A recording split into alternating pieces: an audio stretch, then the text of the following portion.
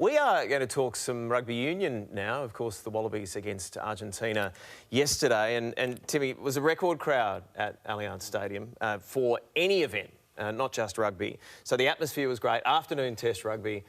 The Wallabies, they left it a little bit late, didn't they, this time against Argentina? Yeah, they did. As you say, incredible crowd. Atmosphere amazing. 41,500 people. Joseph Sully scored an early try for the Wallabies, but that's really all they did in the first half. They were clunky. And I thought their tactics were really poor in that first 40 minutes. First half, they lost the aerial game, the kicking game. For some reason, they were kicking high balls to their wingers, Corey Toole, and the smallest player on the field. But then in the second half, like, the crowd really got into it. Felipe Dungunu, he scores 2 tries. Wallabies went really close again. An incredible atmosphere. 4 tries to 1 in the end to the Wallabies. The Wallabies, yes, they lost the game, Nick, but they picked up a bonus point for finishing within 7 points, but also another bonus point for scoring 3 tries more than Argentina. So they sit on top of the table now for the Rugby Championship. Which has been a while since that's happened, with a couple of test matches to play. Question for both of you. I know, Em, you keep an eye on rugby, having played sevens for Australia. Did that result yesterday, getting so close and finishing 4 tries to 1, did it maybe paper over some cracks? Because the Wallabies weren't great for, like, 60 minutes. I think it's more about, and probably Em would agree, it's the start of the Wallabies. And Tate McDermott came off the bench, Angus Bell came off the bench at half-time. I think Joe Smith's really got to have a look. You play the All Blacks in 2 weeks' time at Eden Park. We haven't won for many, many years. We're just lacking this punch at the start of the game. I think we've got to change our tactics. When we go wide and get winked at our game, that's when the Wallabies play their best footy. Is that, do you see that insides, and you would have played insides over the years where you've talked about, got to make a fast start, you know, create scoreboard pressure. The Wallabies haven't been able to do that in recent matches.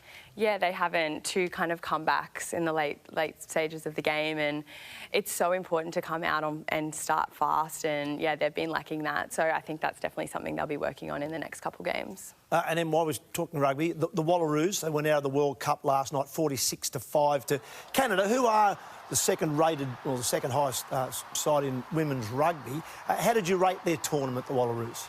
Yeah, I think it's a win that they made the quarterfinals. As you mentioned, Canada are second in the world, so it's a pretty tough ask for them. But I think the question is, moving forward to the Home World Cup in 2029, how are they going to bridge that gap between the top teams?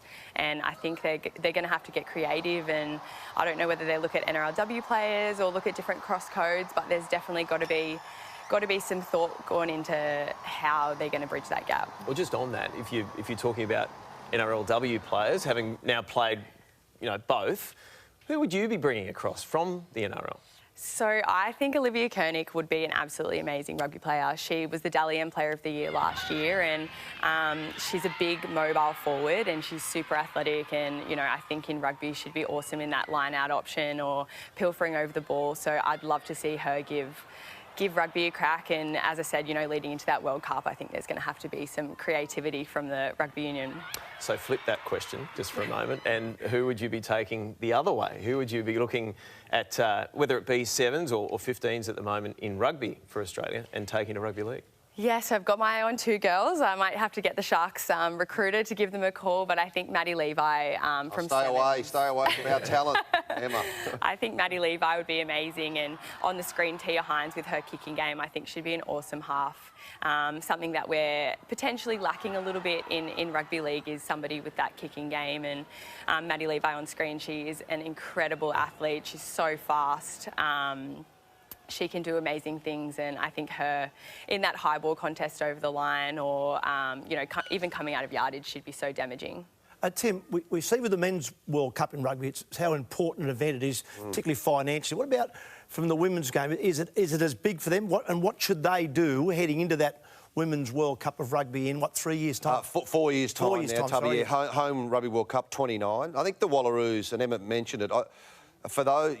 You get knocked out in the quarter-final last night, you have to make your home semi-final, I think, for the Wallaroos. So they need to go and find other girls. They need to get more 7s girls involved in the Wallaroos and the 15er side. And they need to go and look for other talent in other sports to make sure when you have your home Rugby World Cup here, you make the semi-final at least. That's a Women's World Cup in 4 years' time. We've got the Men's World Cup in 2 years' time. And this is something that we kick around a little bit, don't we, about, you know, who would you go and poach from rugby league?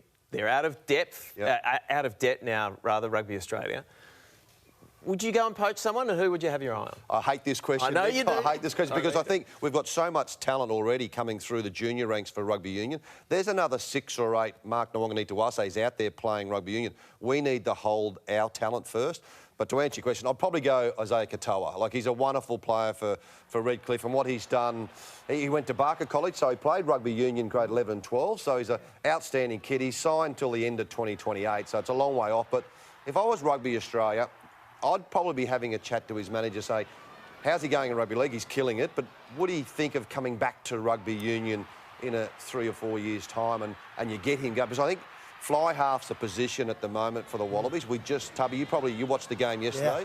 Yeah. Tane Edmed, Tom Liner's not there at the moment. Ben Donaldson's injured. There's no lot of CO. So we don't have a lot of depth standing up in the fly half position at the moment. You're right, though, he was an outstanding schoolboy rugby player. He would be terrific. But just one for you, Tubby, on all of this. We saw that record crowd I mentioned at Allianz Stadium. Now, you love all sport, but more than a passing interest in rugby. Are you sensing that... Or is it just people inside the bubble who are saying rugby's back, or are you sensing rugby's back? Oh, no, as you say, I'm a lover of sport in general. And I can go back to the halcyon days of Australian rugby when Tim was out there on the field. I used to go to the games, but I haven't been going the last 5 or 10 years. But I'm now starting to keep a closer eye on it. You're starting to watch. I went to the Lions match here in Sydney, you know, and all of a sudden I'm watching yesterday's game to see how we're going, because we've started well this year, or we've turned it round, but now we've got to keep going. And I agree. I thought yesterday we were clunky. I expected us, dare I say it, to be better than we were yesterday, which in a way is a good thing, because that's the sort of standard we've got to aspire to if we want to compete in that Rugby World Cup in 2027. Well, 2 big test matches against the All Blacks coming up in 2 weeks' time, one at Eden Park and one in Perth. You'll see where the Wallabies are at then. Exactly, and you will see them both on 9 and Stan Sport.